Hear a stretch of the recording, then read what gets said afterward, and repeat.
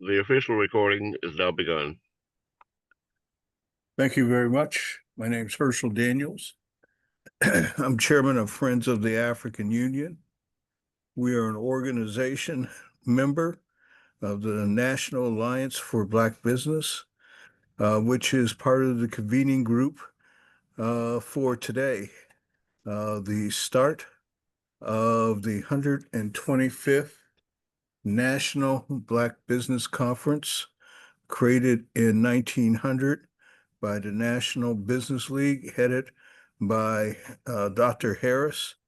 And over the next 3 days, we will be talking about implementation under the Tuskegee Declaration and the plans and works that we put forth in the creation of the United States Compact for Democracy with a Just Economy, that we submitted to the United Nations Permanent Forum on People of African Descent. In the chat, I've put forth a change.org, declaration of 2025, the Tuskegee Declaration, a call for global unity. We are together, and Ubuntu, I am because we are. We are going to be putting forth, this as the basis for our work in global collaboration, solidarity, fraternity, and support of the Ubuntu philosophy that will employ the principles of Ubuntu in our daily lives, recognizing that our well-being is interconnected with that of others. We will act with kindness, generosity, and empathy, knowing that our actions have a ripple effect on the world around us. And so the work that we are doing today is that we're going to concentrate on starting with how we feed each other. The food systems of the world are in a critical stage.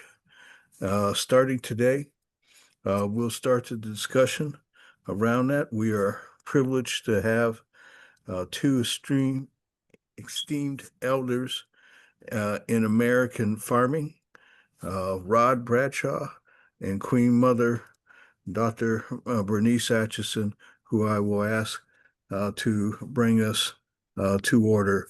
Dr.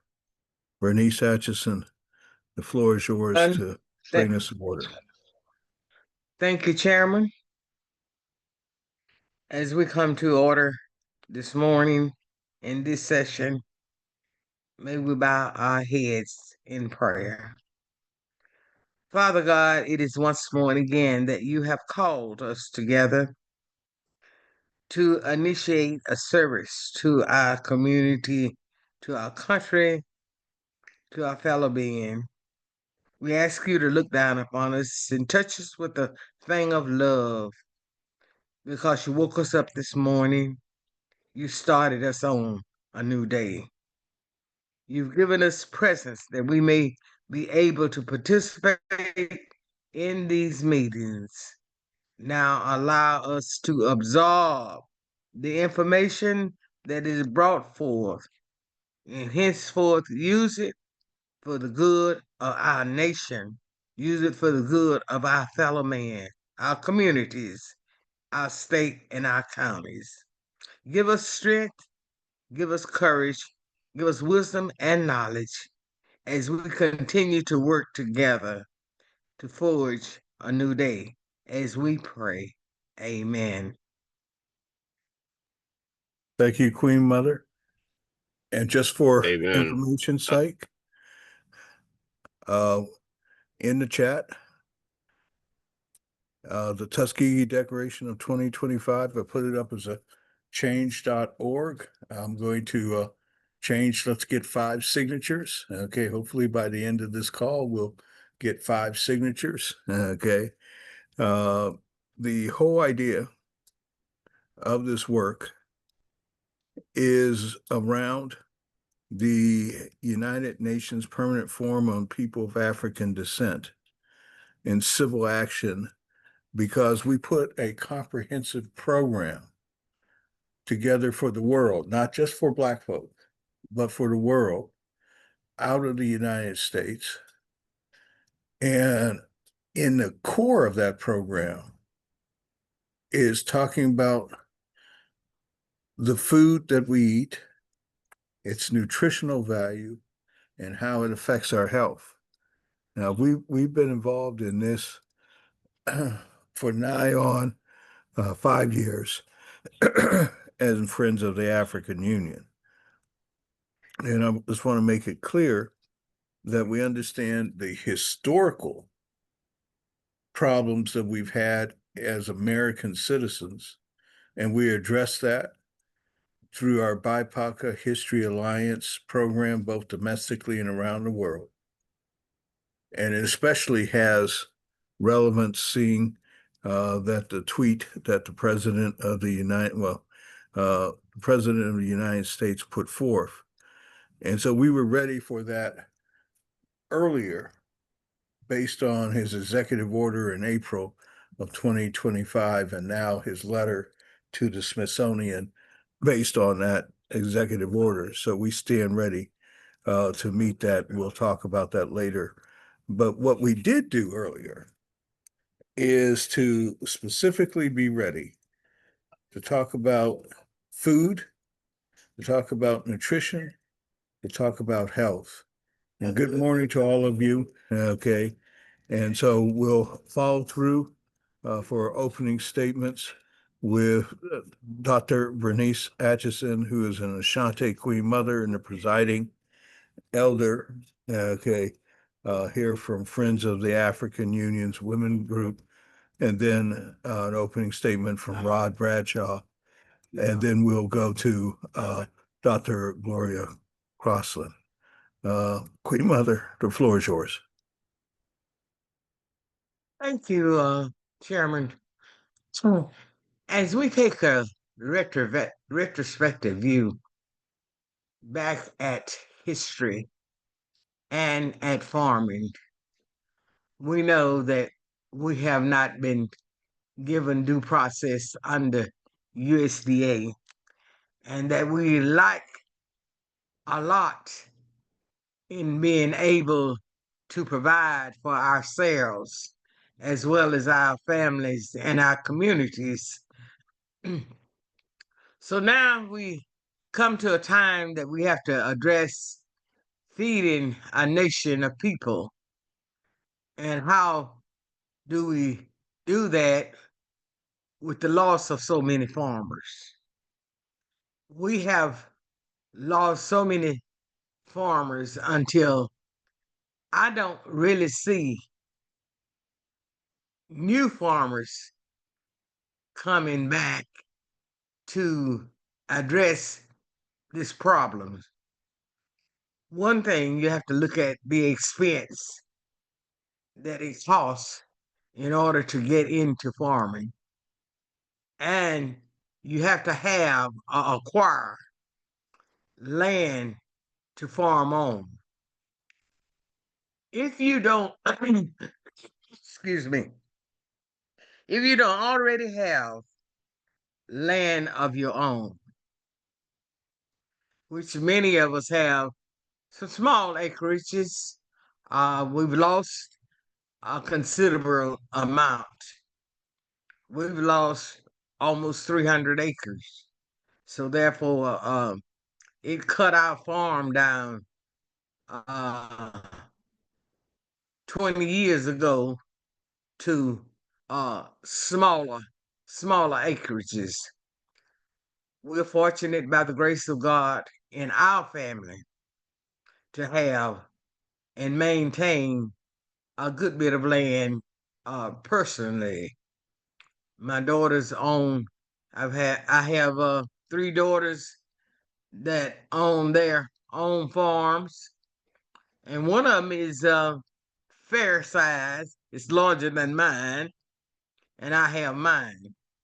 So we have maintained by the grace of God, but it is hard. As far as I'm concerned at this point, My husband has been dead about 33 years, and my equipment that I own has now become frail.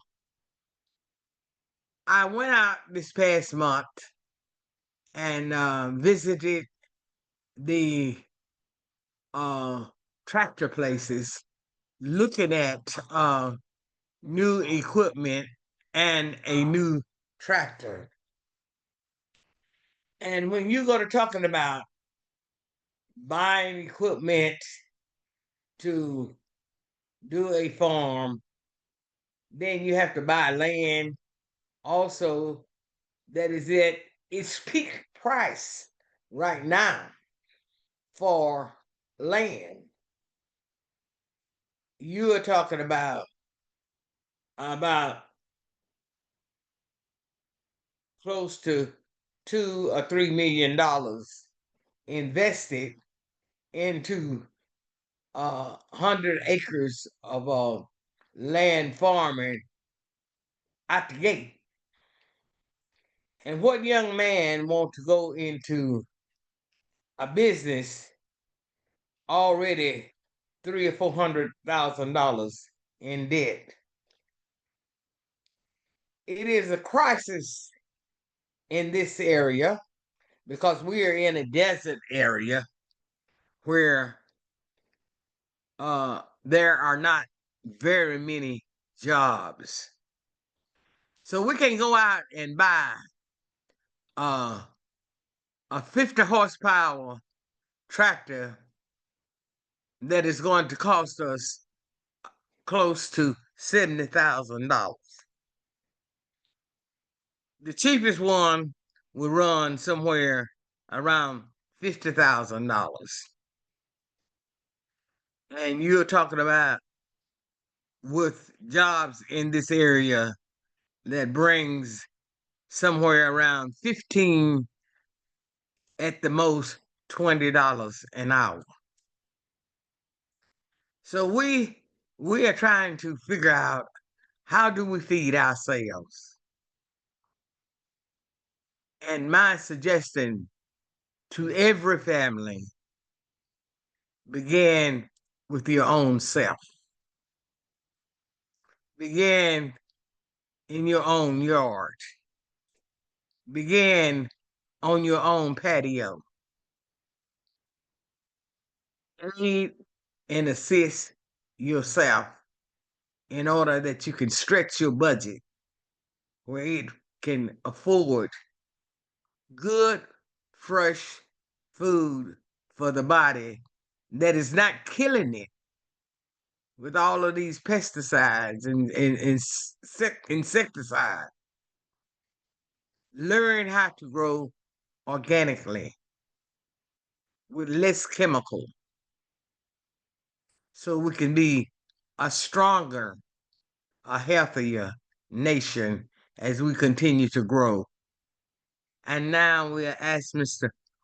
Rod Bradshaw to bring in some of the other parts of farming and how we go about initiating our next step. Thank you, Bernice. Take those figures that you just went over, multiply them a minimum of 1,000 times, and you're into commercial farming. And commercial farming it's a mountain to climb at this point. You'll have to have a minimum of 2,000 acres to even attempt to make a go of it. You'll have to have major equipment investment, seed investment, all your inputs. So you're really you're really getting out there on a limb, so to speak. And right now that limb is cracking. And in fact, that limb has broke completely off in many cases. USDA has not. They have made many promises. And when you get to the door to go in to receive and actually execute some of those promises, USDA is nowhere to be found. in the case of black farmers. Now, in the case of white farmers, that's a different story.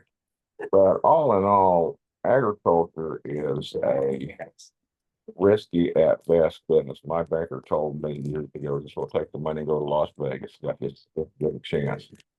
I don't know, and I don't know. It's by design to keep your commodity prices down, and your inputs and cost of equipment, cost of initial cost of being involved up. The government has now, I don't know how many years they've been doing this, but I know since I got out of high school, they've been trying to gain control of the food market.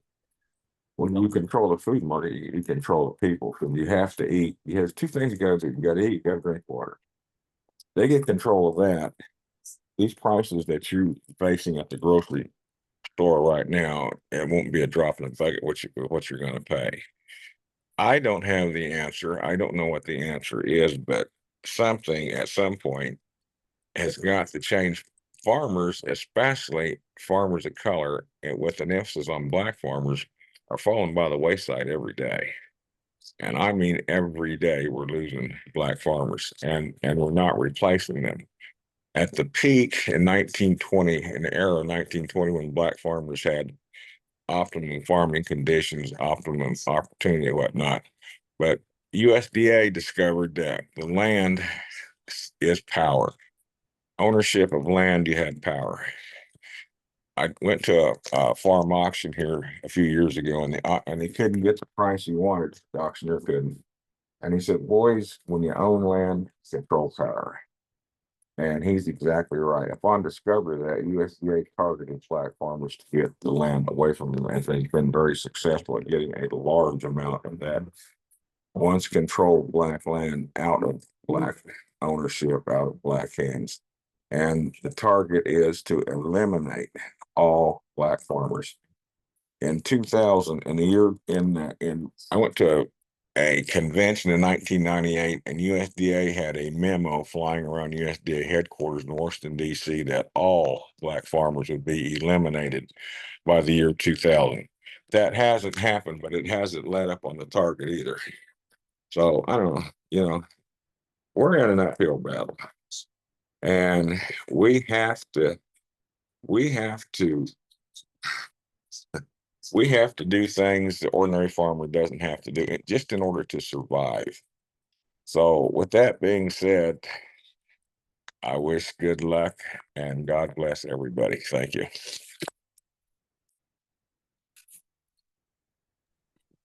The move that in the conference that you are coming from at the 125th National Business League Conference, one of the things that's going to come out of this conference is the 21st century Tuskegee machine.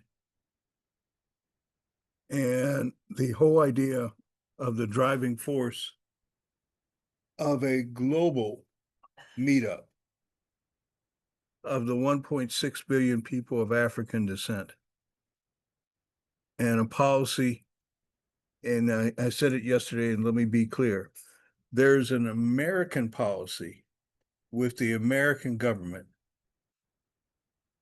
that can address historical wrongs if the government executive wants to enter into an agreement. The court system is being moved, as Brad said yesterday, to in October to finally address discovery in the process. Congress is in the midst of deciding the fiscal year budget for next year, which will include USDA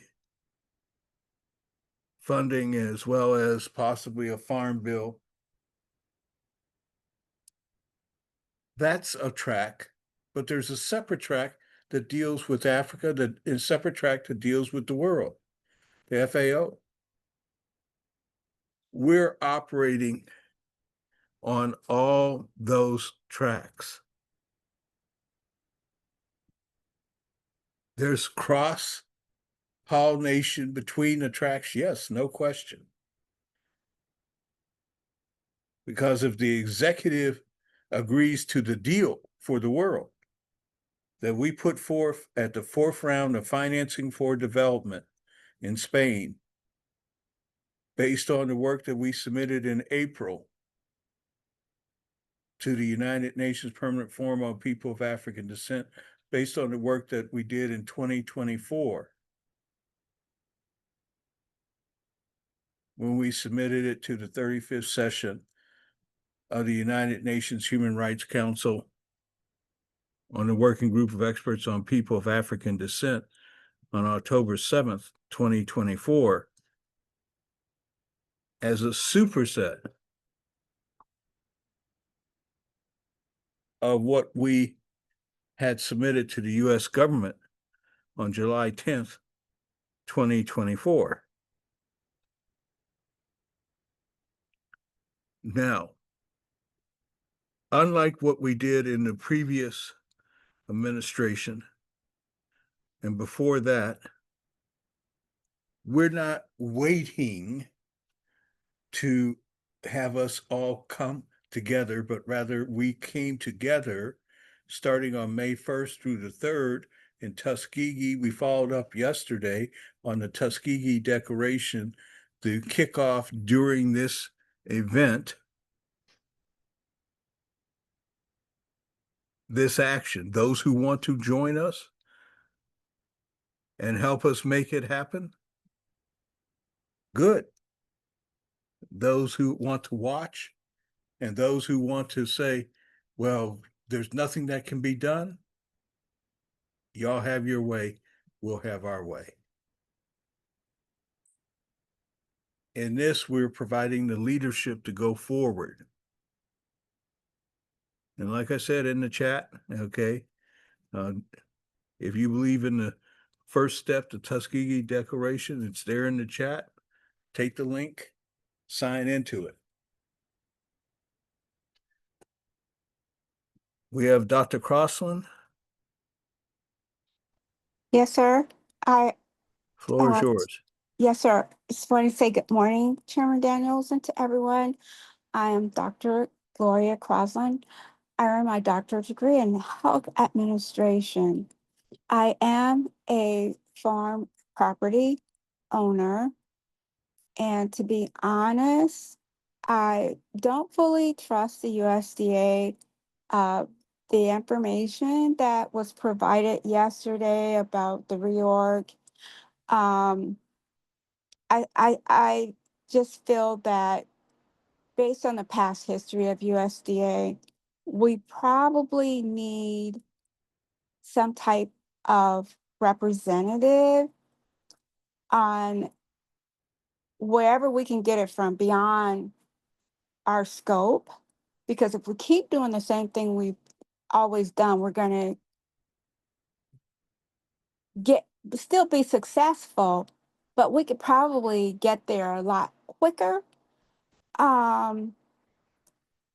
if we had someone that could go beyond meetings, beyond resolutions, proposals, ideas, and emails and letters.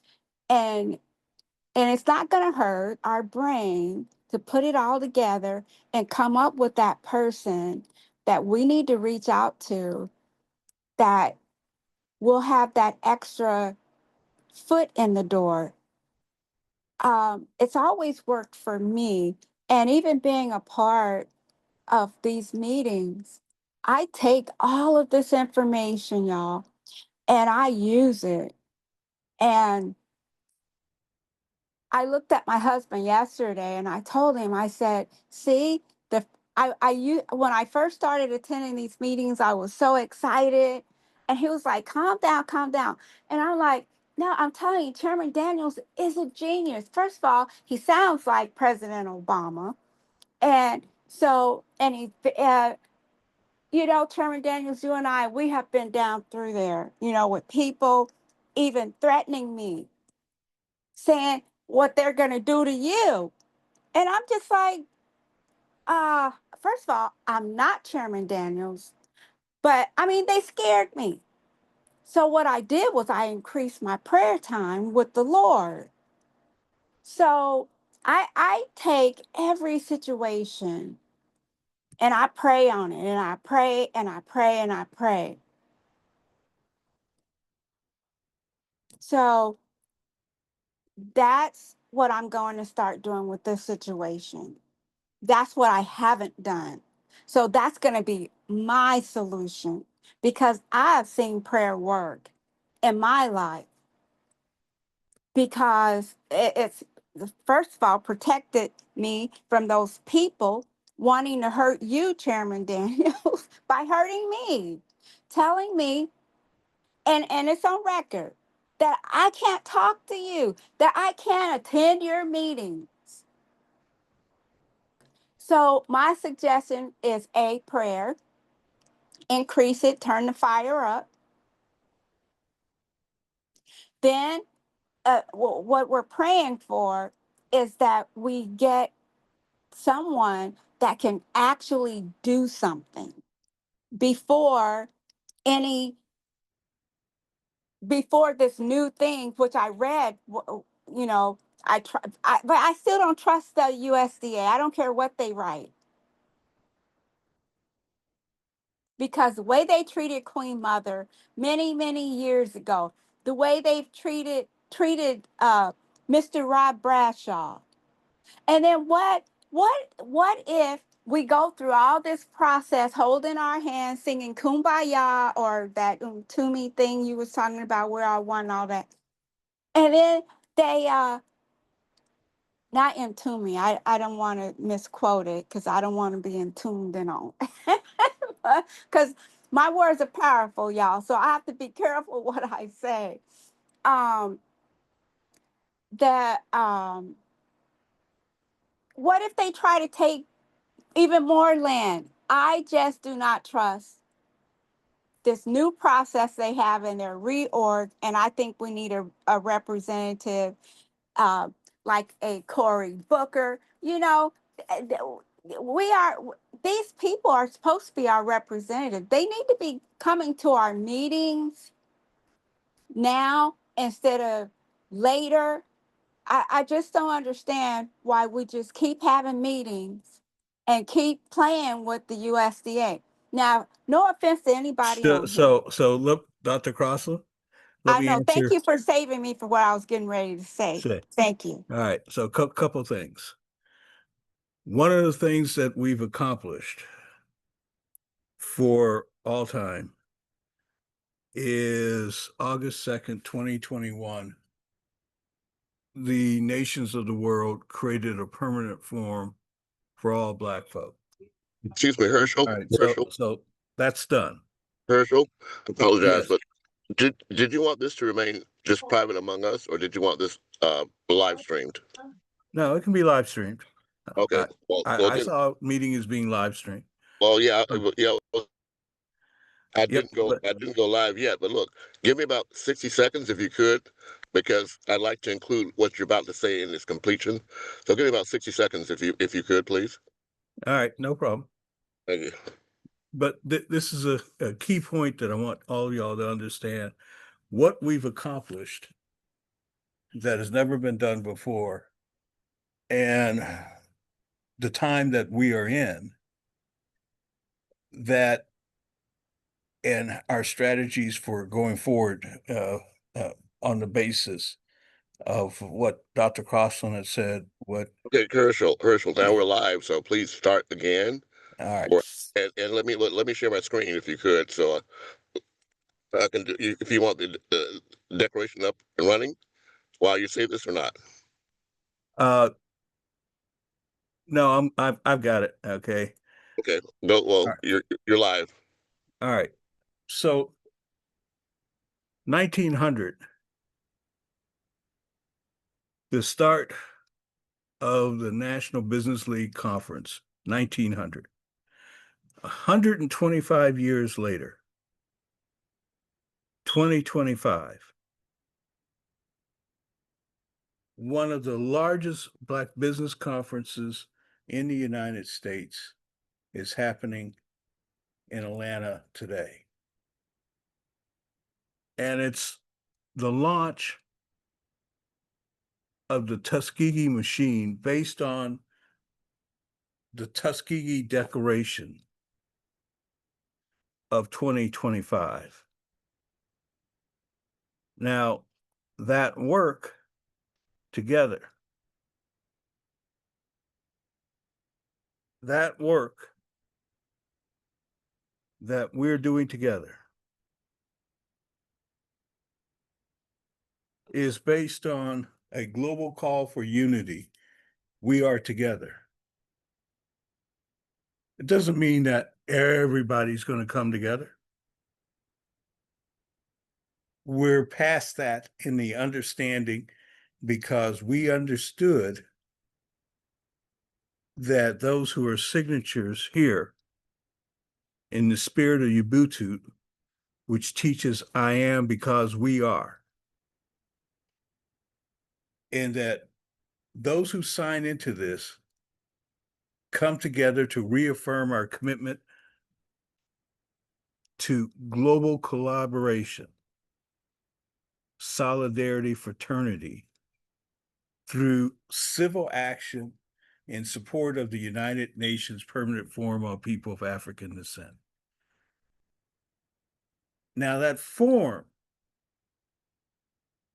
is the culmination of dreams of leaders from Martin Luther King, Kwame Nkrumah, Malcolm X, Marcus Garvey, that there would be one organization for all people of African descent. We got that on August 2nd, 2021. But further, we recognize that our shared humanity, understand that racism is an artificial construct that is in our political sphere, but that we're one humanity that binds us together, and that we believe through our collective efforts that we can achieve a better world for all. Now, our evolution in that, from the perspective of Friends of the African Union, started in 2012 through 2025, where now we're putting forth that solution in an unsolicited. See, we're the only organization that was first created in 2012 around statutory law in the United States, that in 1930, the Treaty of Berlin, and in 1890, the Treaty on Slavery in Africa became American law in 1930. And in 2012, we created Friends of the African Union around that law.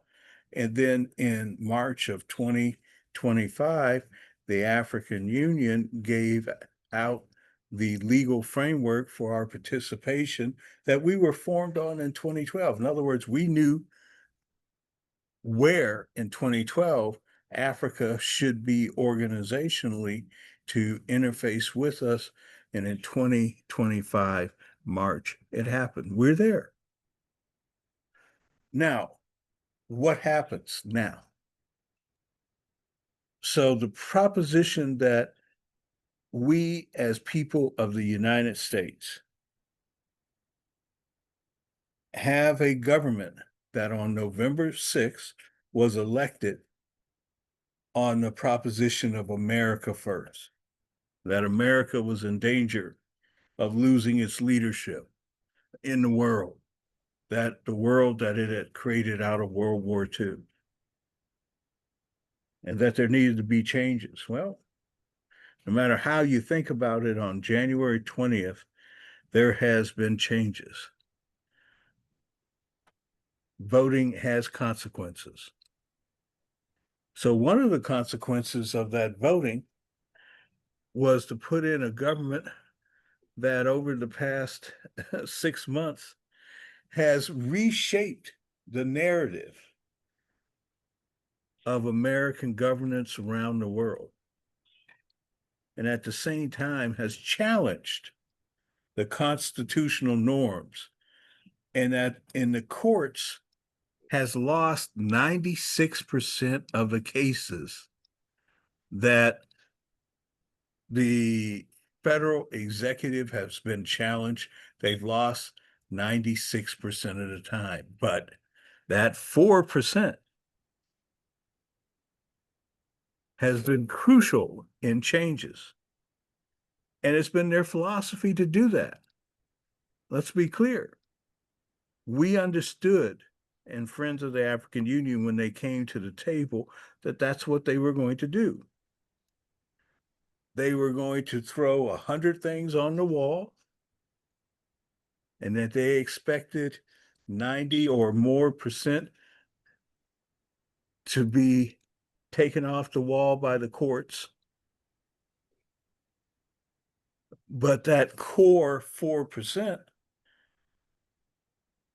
is allowed. And then some things, and let's dive down to specifically when we were talking about the USDA food, which is a fundamental. You can't do without food, and you can't do without water, or you're not going to live. So let's talk about food. So they came into office with a plan written out. If you didn't know it on November 5th, you now know it on August 25th. You know that plan. Okay, you know what's coming. You know what's here.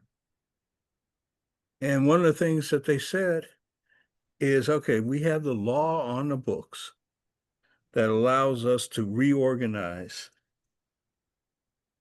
the USDA.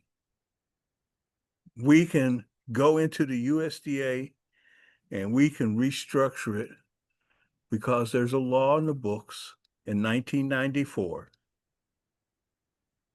And we can take that law and we can then use it to restructure the USDA. And we don't have to, under that law, use the method of a comment period where everybody else can see the comments, and that's in the Federal Register and everybody can see what everybody else has wrote for the 30-day period. No, we could set it up where you have to make your comments on the USDA change to us, directly to us. Okay? And so you don't know what everybody else is saying. And so they made this change from day one when they were making this move. And people had to understand that when they made the Office of Management and Budget from day one, when they were making these changes and they were saying postponement of effective dates of certain published regulations and et cetera, we followed all this. We knew this was coming. And if you didn't know it was coming, we knew it was coming, because FAU is not just Hershel Daniels by himself. That there's a network of over 170 different people around the world who I'm in contact with, who are different aspects of Friends of the African Union. That organization over the next several days is tightening up its operations around the USDA, where they said, hey, by August 26th, we want comments on the reorganization of USDA. They didn't say that they were going to do them. They said, we wanted your comments. They didn't say that they were going to publish the comments for review in the normal process, because they said they were using a 1994 law. 1953, 1994, the law is still good. It's on the books. We understood that. What I've said is that we can cut a deal. And so to cut a deal on November 6, 2024, we engaged with those who are lobbyists, because one of the failures of Black farmers is that if you're playing in this field is either you're bringing a organized group of voters so that the politicians pay attention to you, or you're bringing money that hires lobbyists who, in this particular case, affirm that the chief of staff of the president, that the USDA director, that the Secretary of Education and others come out of. That's where they used to work. Because you have to understand that when President Trump, as the 45th president, left office, he created for the first time in America a shadow government.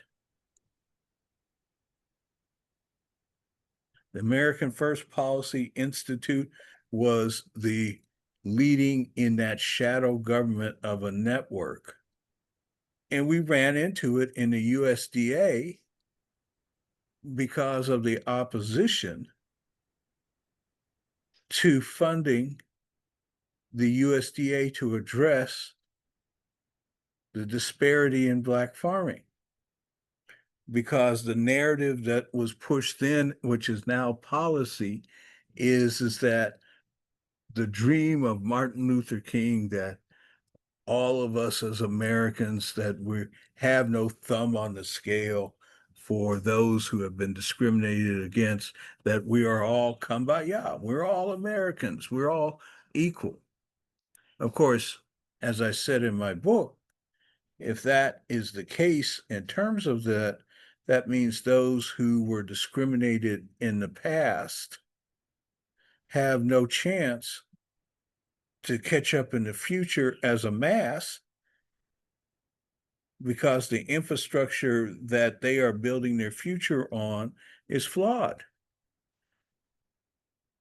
And case in point, the Supreme Court has said that affirmative action is dead in colleges, that Americans are Americans, and that there shall be no special set-asides for other Americans, based on the premise that K through 12 schools are not turning out competitive American scholars. And so what was never brought to the Supreme Court was that solution. What was brought is more of the same. And of course, the Supreme Court, when it first said affirmative action, it said, we don't like tipping the scales. Over 50 years ago, they said, we don't like tipping the scales.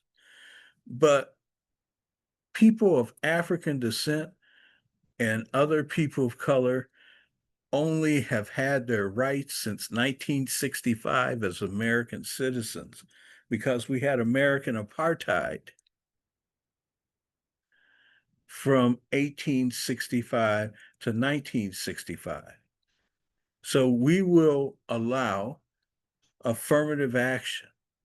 25 years later from that, they said, now look, we told you we don't like affirmative action. But the solution that you brought is more of the same as what you brought us 25 years, but we're telling you now, we're going to allow it, but this is it. And of course, 50 years, they were sued by a group that said, hey, look, our students are Americans. They graduated from 12th grade and they can't get in a competitive basis because these other Americans have the thumb on the scale. The Supreme Court said, look, we've told you 50 years ago we didn't like affirmative action. We told you 25 years ago. You've had 50 years to solve the problem. And here you're bringing us the same. See, in the Supreme Court, there's a process called strict scrutiny. And what strict scrutiny says is that you identify the problem. And so if you identify the problem, that means that there's been discovery. And that's, of course, we'll get into that for Black farmers because Black farmers have never had official discovery in the cases of the USDA. But in education, there is discovery. And the problem was identified.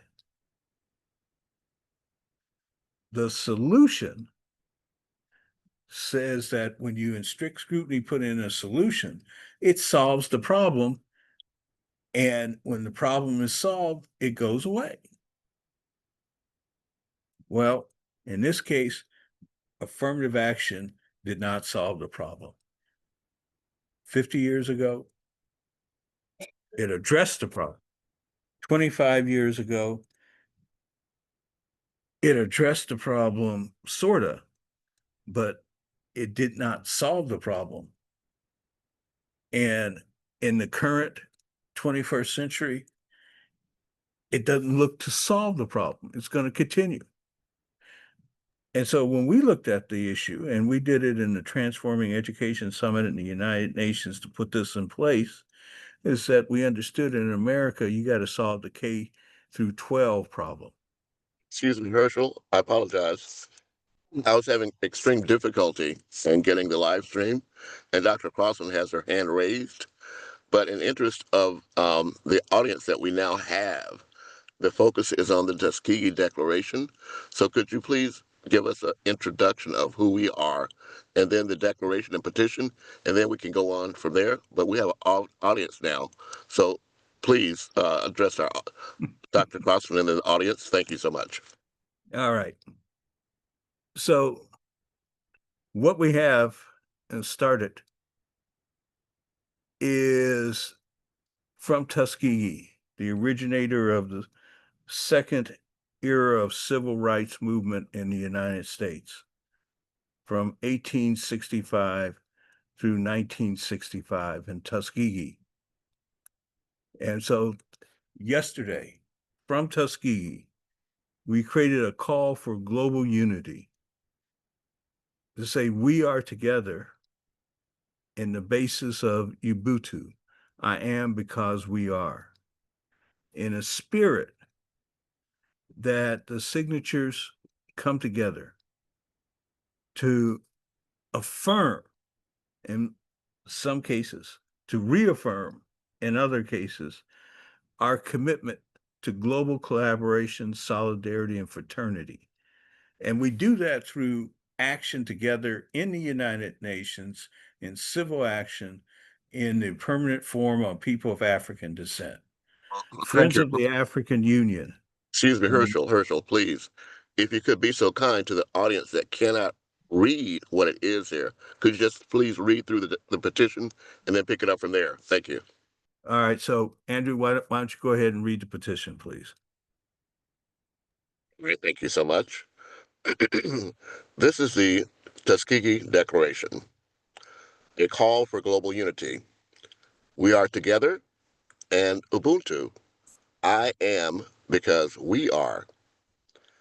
In the spirit of Ubuntu, which teaches us that I am because we are, we, the undersigned, come together to reaffirm our commitment to global collaboration, solidarity, and fraternity through civil action in support of the United Nations Permanent Forum on People of African Descent.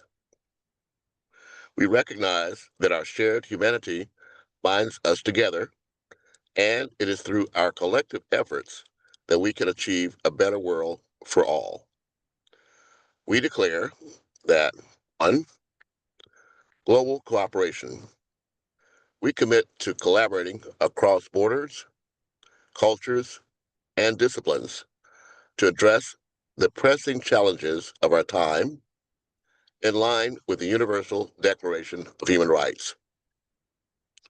By sharing knowledge, resources, and expertise, we can create innovative solutions that benefit everyone. Solidarity. We stand united in our commitment to support one another, particularly those who are most vulnerable. We will strive to build inclusive communities where everyone can thrive in line with the United Nations International Day of Human Fraternity. Fraternity. We embrace the spirit of brotherhood and sisterhood, recognizing that our strength lies in our diversity. We will foster mutual respect, understanding, and compassion in all our interactions. Ubuntu philosophy. We will embody the principles of Ubuntu in our daily lives, recognizing that our well-being is interconnected with that of others. We will act with kindness, generosity, and empathy, knowing that our actions have a ripple effect on the world around us. Together, we can create a future where everyone can live with dignity, peace, and prosperity. Let us move forward with a shared vision of a world united by our common humanity and guided by the principles of Ubuntu. Signatories, Honorable Umar Ba, the Honorable Johnny Ford, the Honorable Jimmy Gardner, and the Honorable Alberta McCrory. Thank you, Hershel. The floor is back to you. Back to you. And again, this is a promotion in the creation of this work that was brought together by the World Conference of Mayors, the historic towns and settlements, Okay, I'm coming. and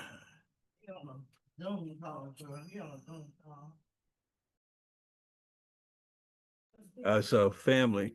Yeah, okay. So that when you go to the petition, you will now currently see the links that if you are looking for an explanation of what is the permanent form on people of African descent. It's a representative body that the World Conference of Mayors and Friends of the African Union work to promote and get the nations of the world to put in place in the United Nations General Assembly and voted on August 2nd, 2021, to create one organization for 1/5 of the world, the 1.6 billion people of African descent. It's in existence now. It's in the work, and is as part of it, we recognize as part of it that our shared humanity binds us together, and that global collaboration is needed to solve the problems that we have across borders, cultures, and disciplines. And so we said that we agreed under the Tuskegee Declaration that the Universal Declaration of Human Rights, created in 1948, would be the basis for that work. And in that work, and how we do that work, that we said that we would do it in solidarity. And in that solidarity, we stand united in our commitment to support one another. Now, understanding that doesn't mean that we all agree. But there's some fundamental rights that we believe that are necessary to build inclusive communities where everyone could thrive. And so that work in the United Nations International Day of Human Fraternity was key. because we recognize more than ever before, understand we can destroy the world now. This is something that in 1948, when the Declaration of Human Rights was created, from then until now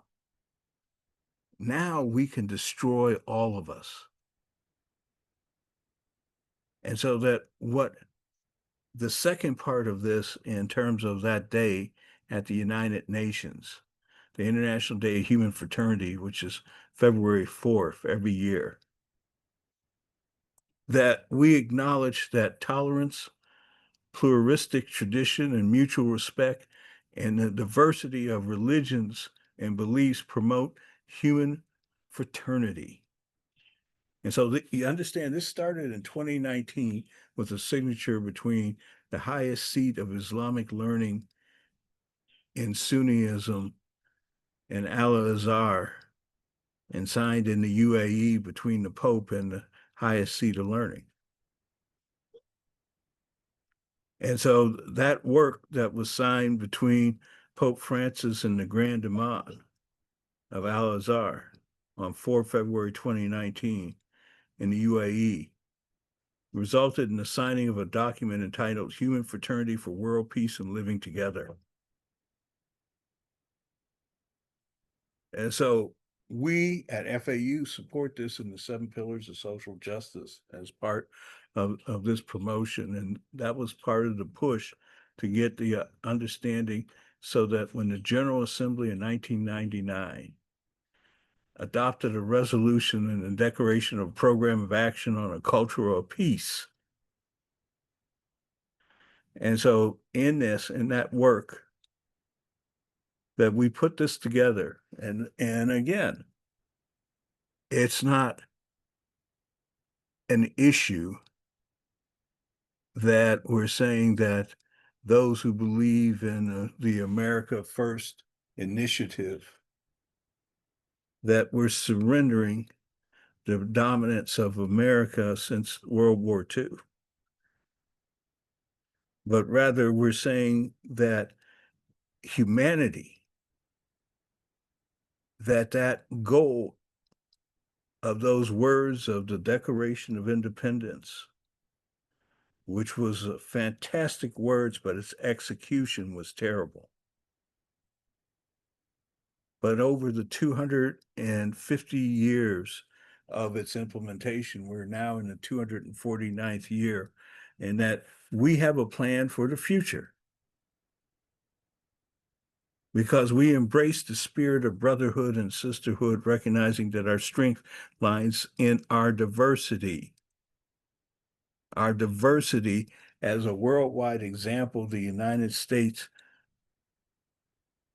that we can foster mutual respect, understanding, and compassion in our interactions. And we do that under a Ubuntu philosophy and the principles of Ubuntu in our daily lives, recognizing that our well-being is interconnected with that of others. We are not an island. The United States is a leader in the world that since February 4th, 2022, has been challenged by Russia and China in a 5,000-word communique. And now in 2025, with the Tuskegee Declaration, we're creating the 21st century Tuskegee machine, which in 1900 said for Black folk in America, where you're at, lay down that bucket and grow from where you're at.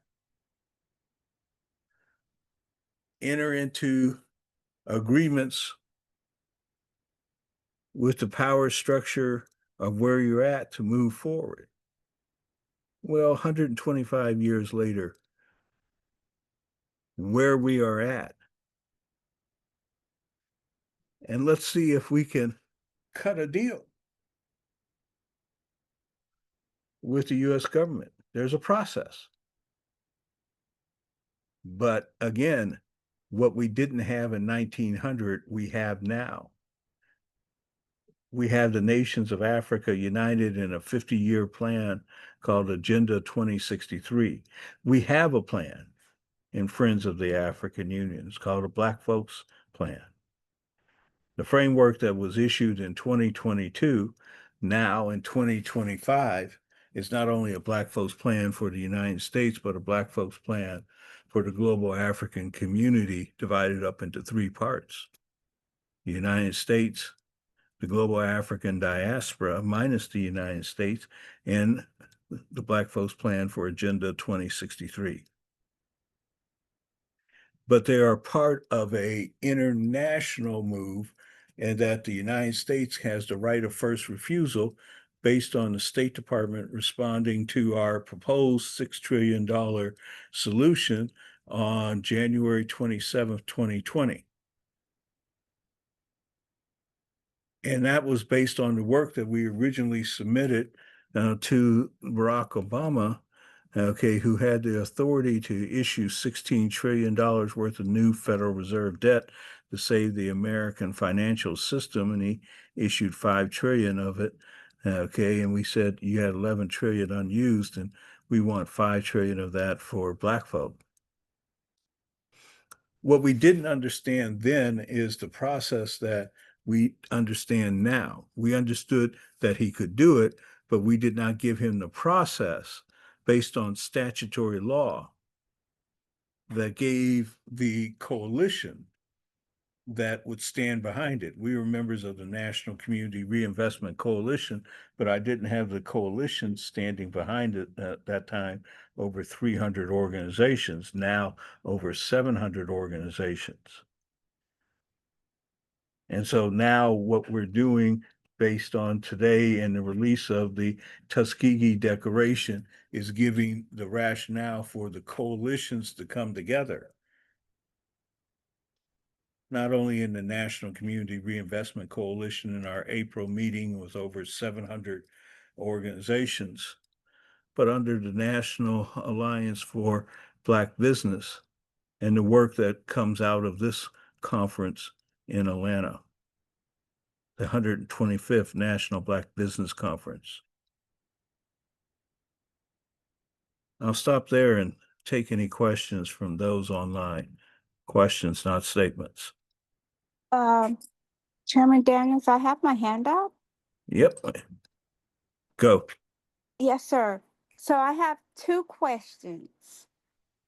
Isn't it the same USDA that taxes the farmland and also offers the loans on the farmlands and takes the farmlands from people? And my second question is, does the fact that making it faith-based, because that's part of the Constitution about religion, making it faith-based, and I respect this coming together and the Ubuntu and all that, but making it faith-based will help strengthen the whole idea that we are seeking equal justice, equal, not more, not less, just equal. But and we can just look at how we've been treated, how the Black farmers have been treated, and see that we have not been treated equal. I don't understand why that keeps getting ignored. So let me answer a couple questions. Okay. Thomas Jefferson said in correspondence when he created our first foreign war that we're not a Christian nation. Okay. All right. Now there's a movement underway to make us a Christian nation, but it still stands our Constitution. Okay. We're neutral on religion. Okay. And we respect religion in our Constitution, but it does not give one religion over another. So in the our reason why, Constitution. the reason, But okay, let I'll me calm let me down. answer. I'm Martin Luther King, answering. Martin Luther King Jr. was told the same thing. Okay. Again, 60 years ago, in the era of Martin Luther King in 2025, and where we are, Martin Luther King also was killed because he started talking about the money. Okay, and we're talking about the money. And so when you're talking about the money, then you got to talk about what the deal is about the money. And so when we're talking about the deal in terms of as a faith-based policy, this administration has put in a faith-based policy. And so we've been interfacing with that faith-based policy, which is also in charge of community development. When the executive order went out for the Office of Faith-Based, it also, the faith-based Paula White's also in charge of, in the White House, community development. Okay, when you speak community, that's one thing I'm trying to tell you. What we do, I can't speak for you guys, but we spend a whole day prayer. I'm not just making this up. That's fine. But that's something we I'm haven't answering done. your That's something question. we haven't done. And this is what we always do. We spent a whole Dr. day Crossland, praying on Friday, even at the summit Dr. before we Crossland. even start. All right. I'm answering your question. That if you and others want to spend the time in prayer, we are set that out through the ARC project, which was incorporated yesterday, to do that for those who want to do work by prayer. No question. We welcome it. We look forward to it. We are giving you the example in Cincinnati, in the beloved community. I'm on the board of the Martin Luther King Coalition, and we're doing that by prayer. But Friends of the African Union in the Tuskegee Declaration and out of this conference is launching the Tuskegee Machine out of the largest Black business conference in the United States to date. And in the Tuskegee Machine of 2025,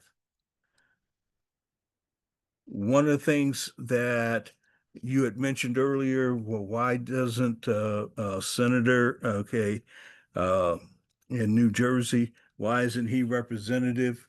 Well, we looked at the Congressional Black Caucus and looked at their agenda for next month's meeting and said, we have a plan for implementation that says that we got to bring people to the table. We got to bring business to the table. We have to create a solution. And part of that solution is that we have to state it clearly. And when you keep talking about the USDA, fine. They said on the 26th, we want y'all to put your proposals in. We're not going to tell you what we received, but the people who we talked to who are politically into that said, look, 95% of what they're going to do is already done. It's already written. It's already ready for implementation. So we knew what we could put in for what is a deal under unsolicited proposal 15.6 around food, around nutrition, and around health. That section, and when you talk about the USDA and how it's used it and the policy that they're doing, we're saying we have the capacity to do, because we come to the table with these different community benefit agreements that are in place under the Community Reinvestment Act, and saying that, look, in the one big beautiful bill, there's this section on opportunity zones, that's permanent law and this and this. And so here's our plan using your policy, Chairman, on statutory law. Yes. let me enter this comment. Coming to the table is one thing. Leaving the table with a resolution to what is brought to the table is an entirely different matter. And thus far, I don't see anybody that's left the table with a resolution that will actually give farmers some hope, give them some much needed help. Well, again, we haven't put it forth. We put forth in the previous administration, we made a mistake in that we tried to bring the 1890 colleges, okay, when the Secretary of Agriculture was given $1 billion to spend as he so choose, and we asked to create a coalition with 1890 colleges and et cetera, and they said no. Okay, so we learned from that. Now with this administration, this will be our first proposal. Okay. And so in our first proposal with then this administration, we will find out, okay, what their response is going to be. The great thing about this administration, they're acting fast, folks. They're acting fast. We will know by our April 2026 conference what they're doing. Okay. Now, in talking to a lot of people, they're like you, Rod, saying, hey, this is what they've done. This is what they've not done anything for Black folk. We're coming in, like we're saying with you, you're a fourth generation American farmer who is a person of African descent. All right. We're coming in as driving as a Black folks plan for Kansas, okay, but that Black folks plan drives a BIPOC alliance. Not it's driven by Black folk, but it's for indigenous people, people of color, and allied white folk. It's good for all farmers. If you are a farmer, okay, you are a farmer. What's good for that farmer is good for this farmer. Now, if you're a Black farmer, you've had a disparate history since 1868, when our ancestors became American citizens. The USDA has not helped you at all, okay, to the equality of a European immigrant farmer. But now the plan that I put together in terms of in 2022 is being updated, submitted, and again, it's a deal. I'm not depending upon the morality of the situation. I'm depending upon the P&L, okay, of the situation. Okay, I'm depending upon is it legal what we're proposing? Everything that we're proposing is based on statutory law. Many of it is new statutory law. It's in the One Big Beautiful Bill Act or the Genius Act or executive policy. We'll find out, and we'll know quickly. Other questions?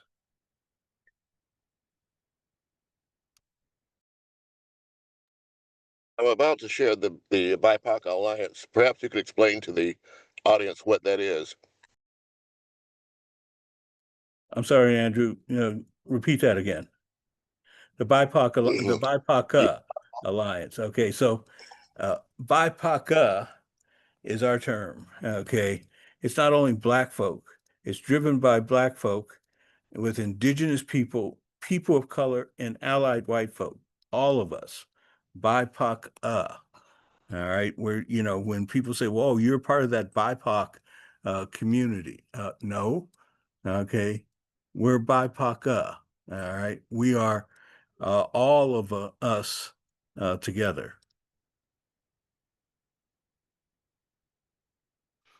And so this was created with World Conference of Mayors on November 3rd, 2023, around the BIPOC History Alliance project. Okay, and I was more ambitious in my recovery from my illnesses. And so what we said then and holds true today, that would be to develop a history of Black folk in each congressional district in the USA and every country in the world based on the countries in the United Nations Permanent Forum on People of African Descent. and work around the 400 years covered from HR 1242, the 400 Years African American History Commission Act, that is American law, signed into by President Trump January 8, 2018, after Congress passed it by voice vote. So everybody in Congress who was there in 2018, whether it be Ted Cruz or the current Secretary of State, nobody raised their hand and objected.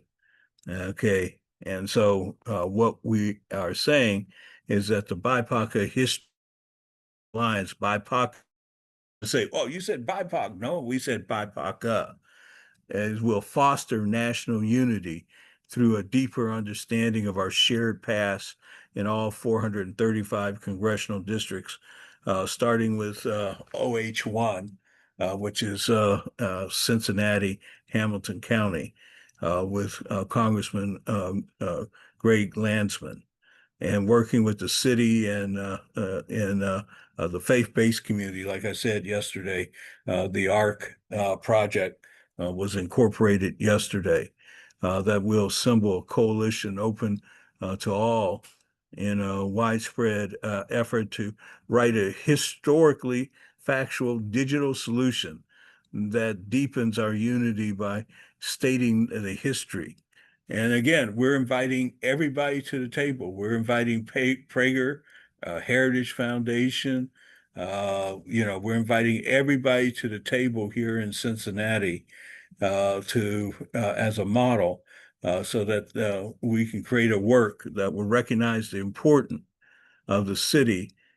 Because what people don't understand is that Cincinnati was one of the initial cities that Black folk got together before the Civil War.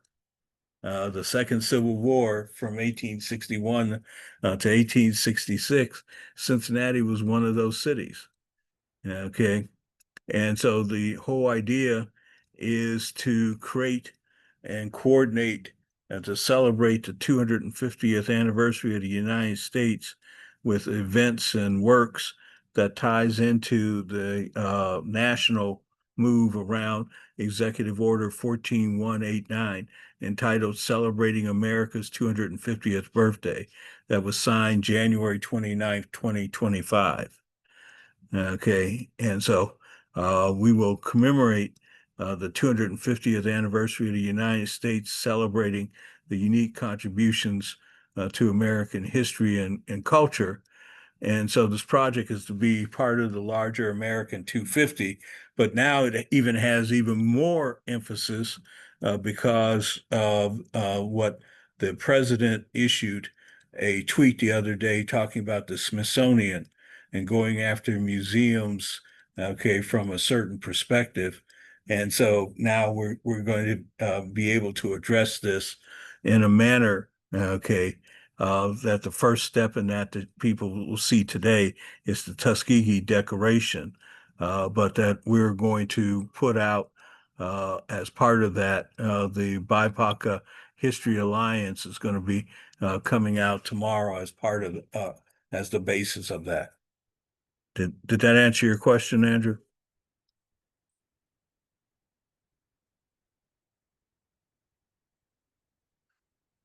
All right. Well, I think we have enough. All right, you said you're doing some screen sharing right now. Okay, nothing's on the screen. Any additional I questions? apologize. I was walking through several of the agenda items. I'm going to share my screen briefly and bring up the America 250 simply because, as I understand it, this collaboration with the Tuskegee Declaration does have an immediate impact on America 250. So this is not something that's separate from the administration's focus, but it is, in fact, part of an ongoing collaboration so that we align our own efforts with those that are in effect right now. Is that correct? It is. It is. And again, the whole idea, so like I'm showing you the work in Philadelphia right now. Okay. So in terms of from Philadelphia, this executive order 14189, Notice when it was signed, folks. January 29th. Okay. All right. So, just like the Smithsonian Museum, that was signed in April. Okay. And it gave a period that period was up, that he was following up on it and sent the letter to the Smithsonian, et cetera. And so what we're saying out of the conference in Atlanta, hey, here's our response. We're ready. We don't have to try and get ready. Oh my God, he's going after the Smithsonian. No. Okay, that happened in April. All right. He's now detailed and is assigned a special advisor out of the office of the president, is designated one of his lawyers. She is the designated official, backed up by the vice president and the Office of Management and Budget, to go in. So the vice president of the United States is on now the board of the Smithsonian. That was a standard position. Okay. Harris had it. I mean, we asked her to do some stuff and show some leadership. She never did. Okay. And so, they're using it. They came into office with a plan. Okay. So did we.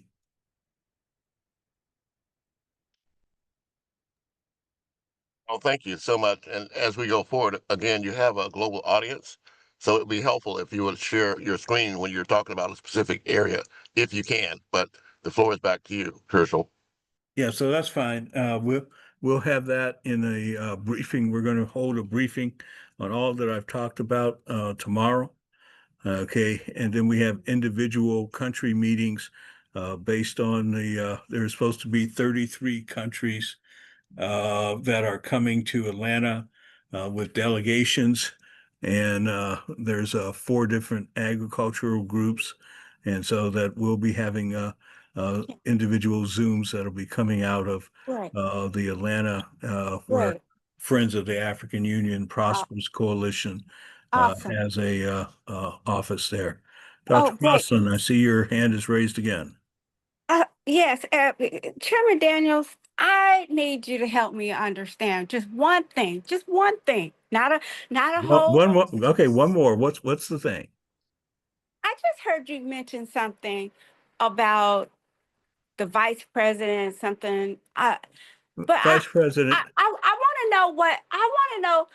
I get that the president is Republican and in office.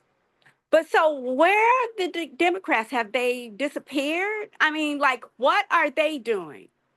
Again, there's the government of the Other United than States. Hold on, complaining hold on. and I'm answering your question.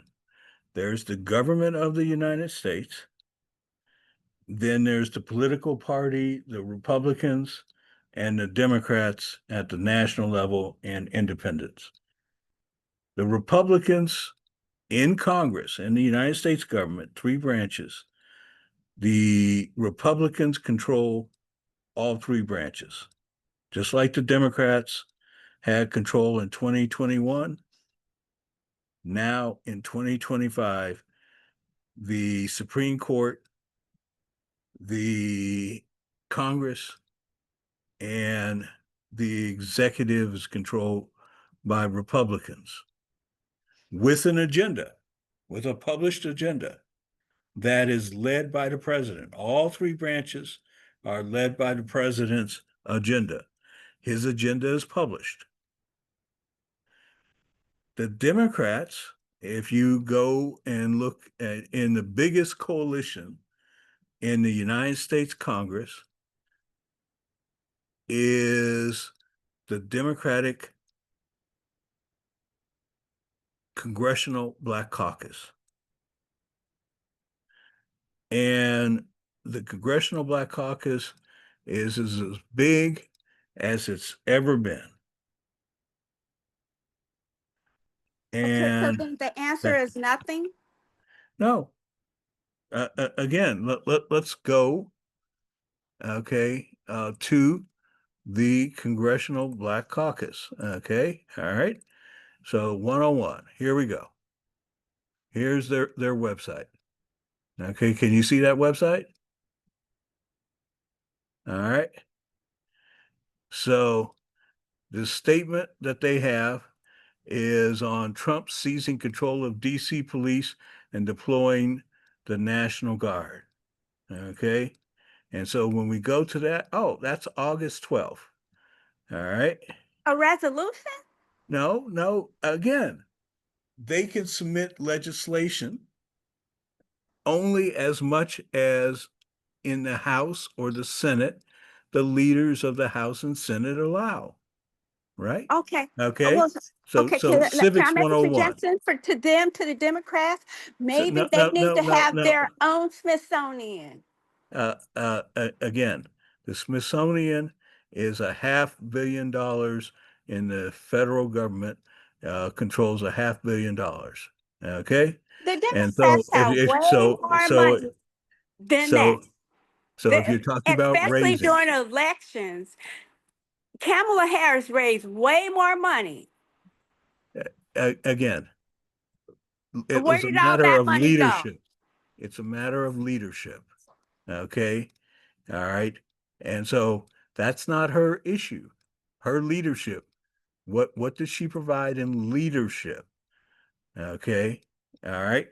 And so when you're talking about leadership on that, what we're doing in our leadership is we're saying that the Tuskegee Declaration is our step one today, is our step one. So that if you can't agree on step one here, a call for global unity, we are together in Ubuntu because we are, then if you can't agree on step one, then step two is not going to mean anything to you. That's true, Eh, Chairman Daniels. uh, all right. All it is take, take, take. Uh, When are uh, the Democrats going to start giving money? We don't even have to ask the Republicans for so reparations. so Black caucus. hold on. First place, it's a government of, by, and for the people is what they say. Okay. So in terms of an ask of the government, the executive, there's a process of an ask. Okay. Now we participated in the previous administration under the late Sheila Jackson Lee. Okay. And we said when they had that historic meeting about HR 40 and the Judiciary Committee, in which the Democrats controlled all three branches of government, okay, that they don't need to be talking about HR 40, okay, because they weren't whipping it right, but rather to create a new congressional caucus around the permanent form on people of African descent, because that work that they were talking about in HR 40 had been done in California, was already being done. And so now, when we're talking about with this administration, we're saying, just like we said in January 27, 2020, is that you have the authority to issue $10 trillion worth of Federal Reserve debt, okay, that you can issue with the Federal Reserve's acquisition, okay, and this time we now have the experience as a partner in a national coalition and $118 billion worth of Federal Reserve community benefit agreements with Federal Reserve banks. We didn't know how to use it back when we asked you back in 2020. We now know not only how the process do it, but we also have the asset managers who can manage this. We have in the faith-based community, Westpath, who this morning sent me an update and said, look, we're managing $26 billion currently, and that when you use us as an outsourced chief investment officer, use these figures, not what you were using. Okay. So now we have a process that I'm going to run through tomorrow for its implementation off of the Tuskegee Declaration in the Tuskegee, machine. Okay, because we have an implementation that we're saying that under the Declaration for Global Unity, we are together. This is a proposal to the United States for 2025 through 2100 to reclaim its global leadership, around the work that we're doing. And, I'm going to lay it out, and it's going to be open for review and comments and changes, but you can decide on the first step, call for global unity. We are together. Ubuntu, I am because we are. And the current version, Andrew, scroll down. I want to see if the current version has the links in it. Okay, it should have the links. Okay. And yeah, refresh that page, please. No, keep going down. Keep going down. Keep going down. Go down. Yeah, okay. So the links are there. Okay, so if you had a question, not all the links are there. If you had a question on the what this stuff meant in terms of a link, in terms of Universal Declaration of Human Rights, United Nations International Day of Human Fraternity. Okay, so the links are there. Okay, all right. Well, the only active link I saw was the active link to the Permanent Forum for People of African Descent. I see no other links active there, Herschel. Hold it.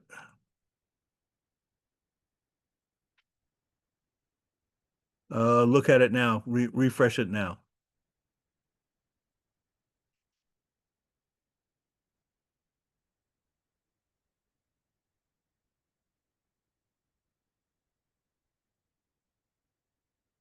All right, scroll down.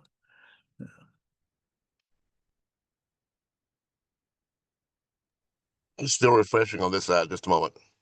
Yeah.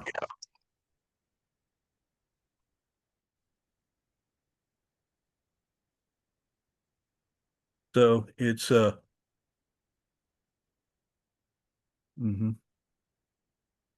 down, go down, go down. Yeah, the top one is a JPEG, so that if you want to take it and put it on your website.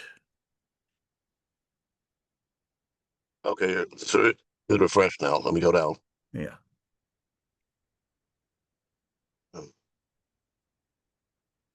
Oh yeah, now I do see them. Yes. Okay.